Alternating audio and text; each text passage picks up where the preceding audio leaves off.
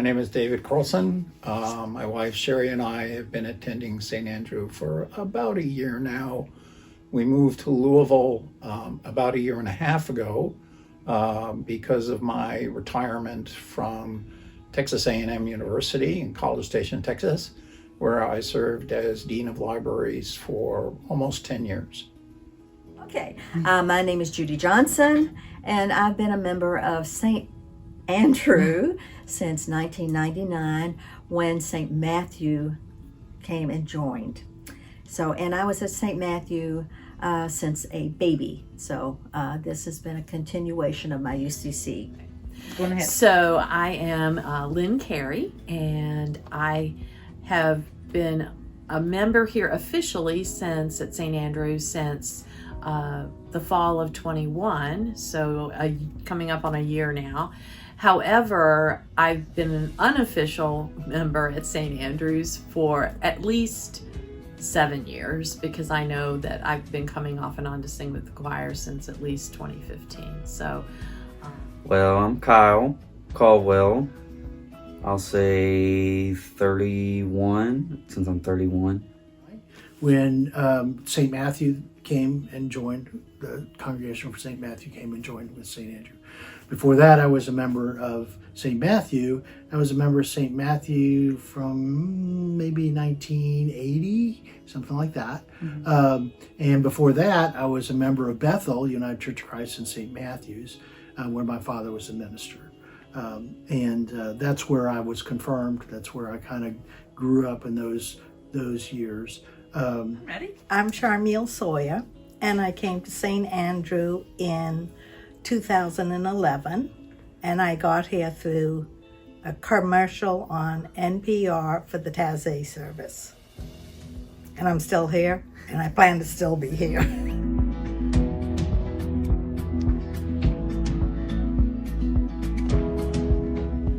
So my context of giving, if you will, comes primarily from two sources. One being family and spiritual in nature, which was primarily my father, who was in those days, the father was pretty much the person who watched over the funds and the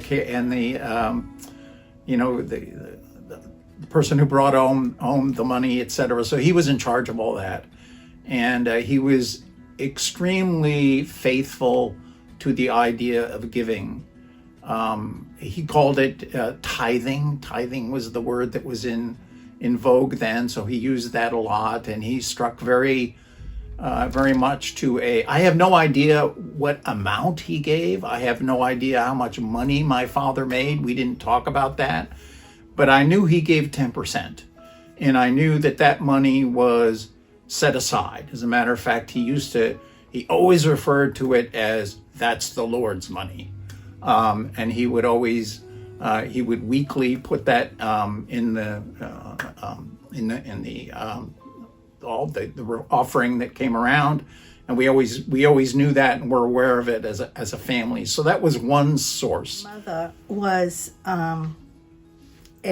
she is and was a nurse, but once she started having children, she didn't work really outside, but her volunteer work with people that needed medical assistance in their home, because I grew up in Nassau, we didn't have a lot of facilities. Everything was basically out of the home. She did a lot of that. And she also was very active in the church. She ran the church bazaars, and she painted all the stuff inside of the church. And it was just, that was her way of, she was a very, very kind and generous person with her time.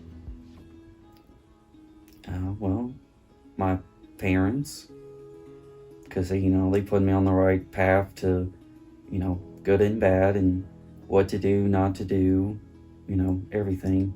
It's kind of cliche that, well, this is my mother, but I think anybody who knows her or knew her can see why.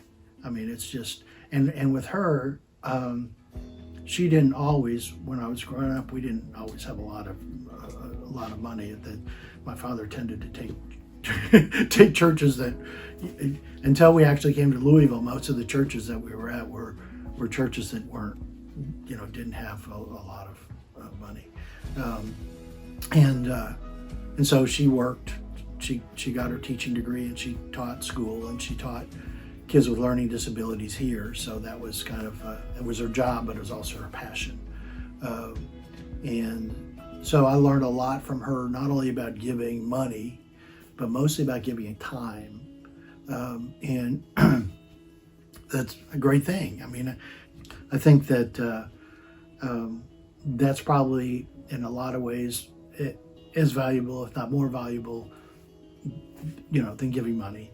And there were a lot of times when, I wasn't always where I am today, where I didn't have money to give, or I didn't have a lot to give. But giving of time, being able to do that is really, really important. Now, I could still see my mom sitting at the kitchen table, budgeting for her week, and she would have her church envelope, and she would have her money, cash, to put in there. And I remember every week she would make sure that she had her money to put in that envelope. And that was something she did, ongoing. So, Mother was very conscientious about tithing. Now, tithing has been a part of my growing up, as my family was very generous in that aspect. But it hasn't always been easy. There have been times that I kind of fell short. After my divorce, I was financially strapped. I had debt left over from that. And just to keep my head above water financially, I wasn't always able to tithe. And that did bother me. I think later on, I was able to get back on my feet, and that became okay at this time. And I remember thinking, and still do, that I've been blessed to be able to meet my pledge at this point. And sometimes I feel like I want to do a little bit more, because I know there are people, members of the congregation, that have similar situations and are not able to do as they would like to do. And so by giving a little bit more when I can, maybe that can compensate for those that can't.